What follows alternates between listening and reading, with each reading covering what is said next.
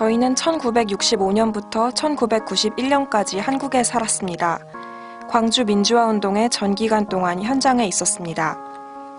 광주 민주화운동은 전두환의 지휘를 받는 군이 80만 광주 시민들에게 가한 불법적인 폭력에 맞서기 위한 항쟁이었습니다.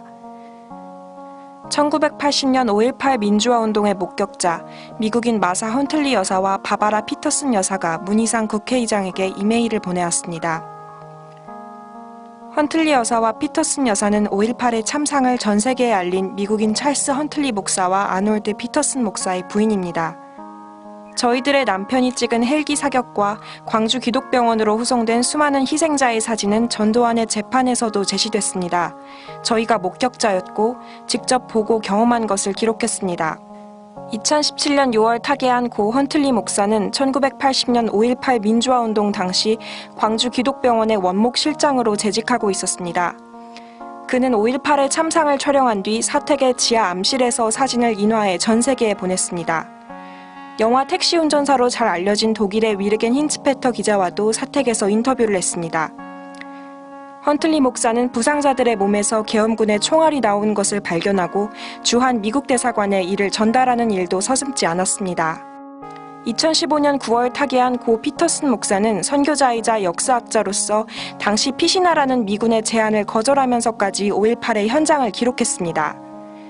AP통신 테리 앤더슨 기자의 통역을 담당하기도 했던 그는 이후 1989년 국회 광주특위 청문회 자리에서 5.18에 대한 목격담을 증언하는 등 5.18의 진실을 알리는 데 힘썼습니다.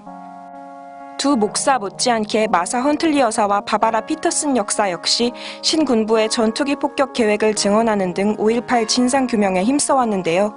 현재 미국에 있는 두 여사가 국회의장에게 서한을 보낸 이유는 무엇이었을까요?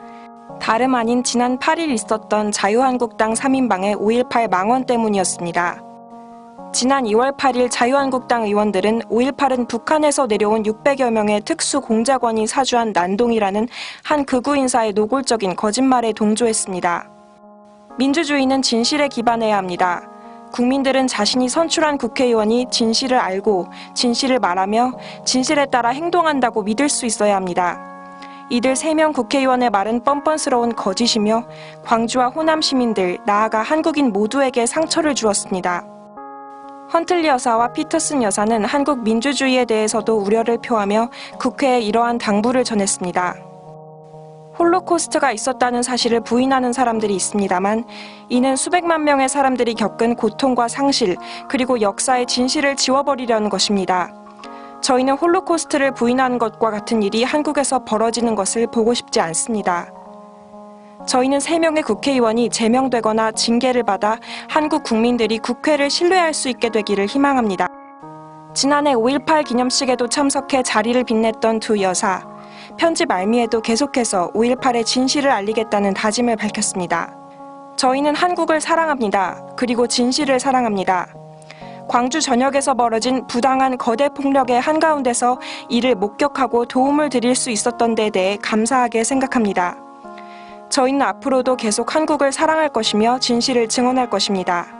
2019년 2월 21일 마사 헌틀리, 바바라 피터슨 드림.